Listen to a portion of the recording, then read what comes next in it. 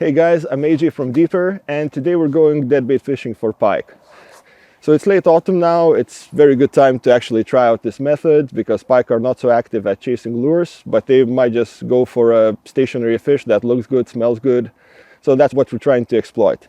And at the same time, we're going to try out the Deeper Trophy bundle, our newest product, and we'll see how it goes. Let's go rig up.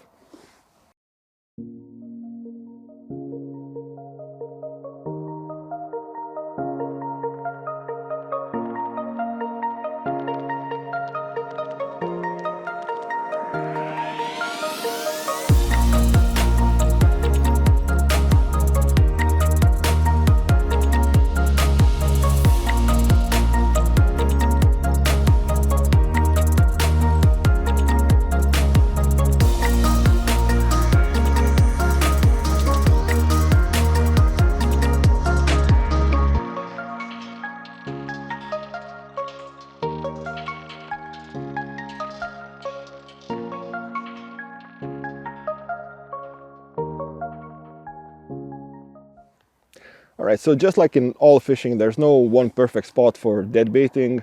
So we'll just have to find out, see what's going on the bottom. But the general logic is pretty much simple. Your bait has to be easy to find for the pike. It shouldn't be buried in a silt or in the middle of a thick weed bed, because it'll just take much more time for the pike to find it.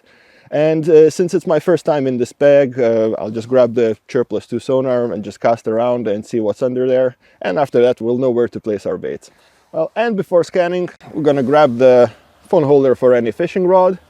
It's going to be much more convenient for us to watch the data on the screen while retrieving back the sonar and scanning. And also, we're going to have much better connection between the phone and the sonar.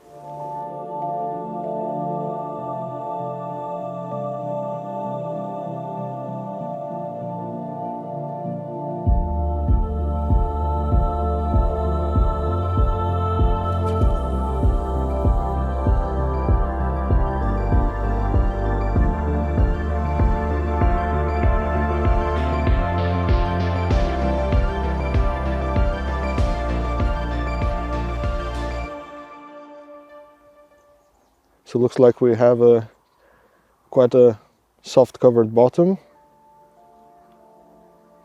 about 10 centimeters thickness or so, but generally underneath that it looks pretty hard. The reflection is coming out strong.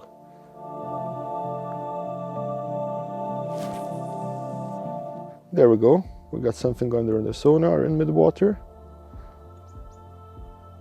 Oh, there's a little school of fish. That's a good place to save the point in.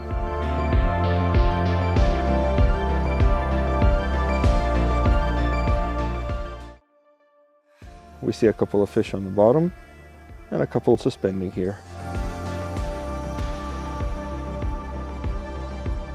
So it seems the lake bed is quite flat in here. Up about here we have a little bit deeper, and with the lighter patches are actually a little bit more shallow.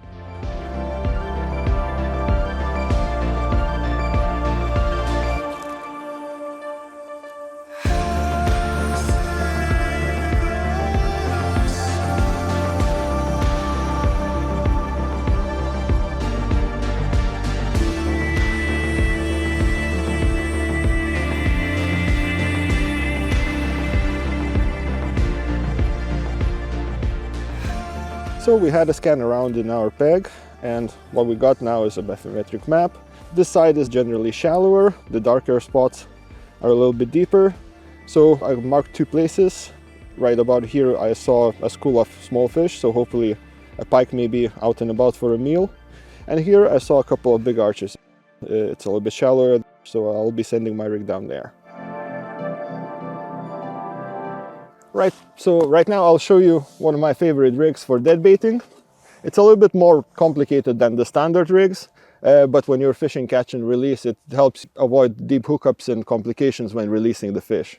So essentially it is a very primitive and big, almost a hair rig with a circle hook and a free running lead on it. So it's got a wire trace, and in order to put the fish on, you'll need a couple of more tools. You'll need a baiting needle and a boilie drill or something like that. All right, so that's the whole rig with the bait on. So we take the hair and drive it through the skull of the fish. And since we had a little bit of a softer bottom, as we saw with the sonar, I don't want the fish to actually get buried in it. So what I did, I added another part to the rig, which is made just from 2 pop-up foam balls. And it should pop the rig up just like that. So as you've seen, the rig is quite heavy. It has a 3-ounce lead and a fish as well. So in order to cast it, I'm using a simple carp rod, 10 foot, 3-pound test curve, a deep pitted reel, and a strong braid line. All right, so that's it about the rigs and the gear. Let's go set up the rods. So let's talk about bite indication. So just like in carp fishing, we're using bite alarms and swing arms. But instead of putting the swing arms right under the bite alarms, we're putting them actually underneath the reels from the other side. And we're doing that in order for the pike not to feel the tension when it's taking the bait, because usually if it's taking the bait and feels tension, it'll spit the bait. So in order to avoid that, what we're doing is basically giving it a free run, and the only resistance that the pike will actually feel is just a line coming out of the swing arm, and for the rest of the run it just comes out freely.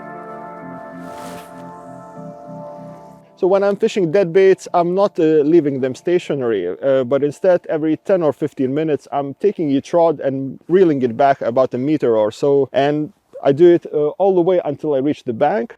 Once I do that, I'll pick out a new spot, cast out, and repeat the same thing.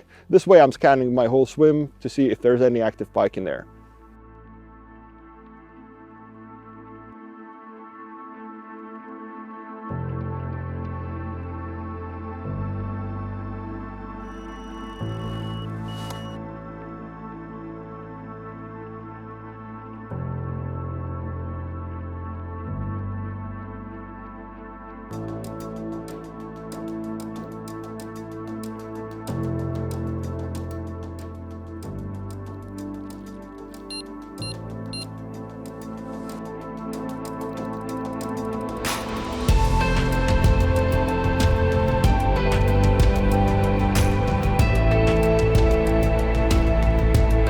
There we go.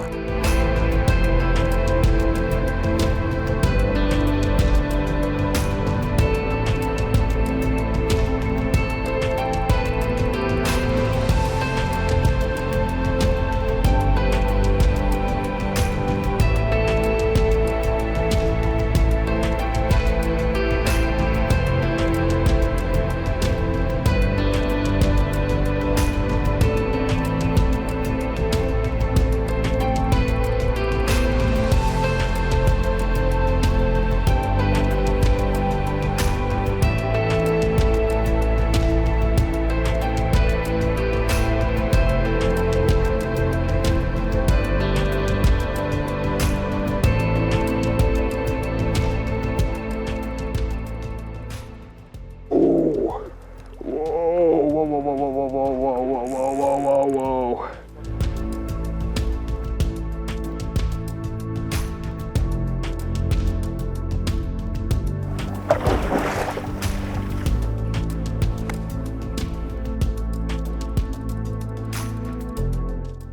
Ooh, that's a big girl.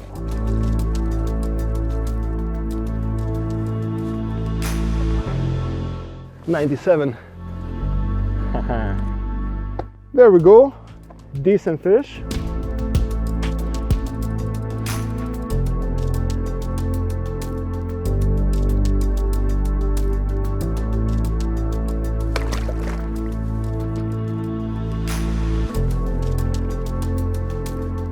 All right guys, so the big lady didn't want to stay here too long. She just plopped right into the water, and I think that's a good note to end our session. So hopefully you enjoyed it, hopefully you'll try out the technique yourself, and tight lines. Catch you later.